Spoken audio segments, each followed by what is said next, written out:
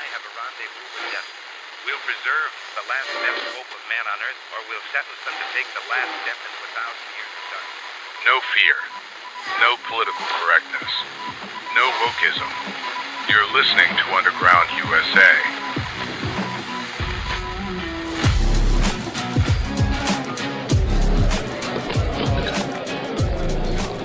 In the shadowed corridors of modern warfare, where drones swarm like locusts and missiles arc across borders with impersonal precision, a quiet revolution is unfolding.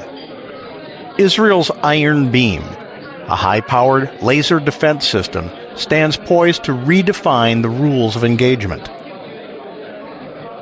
As we stand on the precipice of its full deployment by December 30th of 2025, this technology, born from urgency and ingenuity, offers not just a shield against immediate threats, but a beacon of hope for a world long haunted by the specter of nuclear annihilation. Developed over more than a decade by Rafael Advanced Defense Systems and Elbit Systems, Iron Beam represents Israel's audacious leap into direct energy weapons, transforming science fiction into frontline reality. The system's journey has been one of relentless iteration, spurred by the brutal lessons of conflict. Unveiled in conceptual form years ago, Iron Beam accelerated after the October 7, 2023 Hamas assault, which unleashed thousands of rockets and drones, overwhelming traditional defenses. By September 2025, prototypes had already proven their mettle in combat, intercepting at least 40 Hezbollah drones in October of 2024, a feat that saved civilian lives and safeguarded critical infrastructure without firing a single costly missile.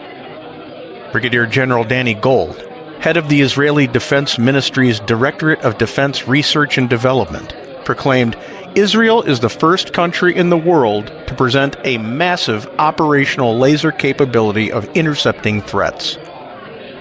At its core, Iron Beam is a ground-based 100-kilowatt fiber laser capable of zapping rockets, mortars, and UAVs at ranges up to 10 kilometers. At the speed of light, no less. Each interception costs a mere $0.50, akin to turning on the lights, as Defense Ministry Director General Amir Bahram aptly put it. This contrasts starkly with the $50,000 price tag of an Iron Dome interceptor, addressing the ammunition shortages exposed during the 12-day Iran-Israeli war in June 2025, when nearly 600 Iranian missiles and over 1,000 drones tested Israel's multi-layered defenses to their limits. What elevates Iron Beam above tactical brilliance is its seamless integration into Israel's existing arsenal. It doesn't replace Iron Dome, David's Sling or Arrow, it augments them. Upon detecting an incoming threat, shared radar and command systems decide in seconds whether to deploy a laser zap or a kinetic missile, optimizing for cost and efficacy. Variants like Light Beam, a 10-kilowatt unit for vehicle mounting, and Iron Beam M, a 50-kilowatt unit for trucks, promise mobile protection, extending this unlimited magazine to ground forces. Of course, challenges remain. Lasers falter in adverse weather and untested in full-spectrum barrages like October 7th, but comprehensive trials, including those validated in 2025, affirm its reliability. As Gold noted at a Tel Aviv Defense Summit, the Iron Beam laser system is expected to fundamentally change the rules of engagement on the battlefield. For Israel, besieged on multiple fronts, this isn't just defense. It's survival elevated to strategic supremacy. Across the Atlantic, the United States mirrors this ambition with its own direct energy pursuits, underscoring a transatlantic synergy vital to global security. The U.S. Army's Indirect Fire Protection Capability High Energy Laser, the IFPC-HEL prototype program, overseen by the Rapid Capabilities and Critical Technologies Office, is the closest analog to Iron Beam. Awarded a $221 million contract to Lockheed Martin in 2023, IFPC-HEL aims to neutralize rockets, artillery, mortars, and drones with a 300 kilowatt class laser, offering near unlimited shots at pennies per engagement. By late 2025, prototypes will be in advanced testing and integration phases, with initial fielding targeted for fiscal 2026. The Navy's Helios system, tested successfully in 2024 aboard the USS Preble against UAVs, complements this, while a 2024 congressional appropriation of $1.2 billion funneled directly to Israel's Iron Beam procurement signals deep collaboration. Lockheed Martin's 2022 partnership with Rafael to adopt Iron Beam for American needs hints at potential U.S. adoption should Israeli field trials, slated for imminent rollout, exceed expectations.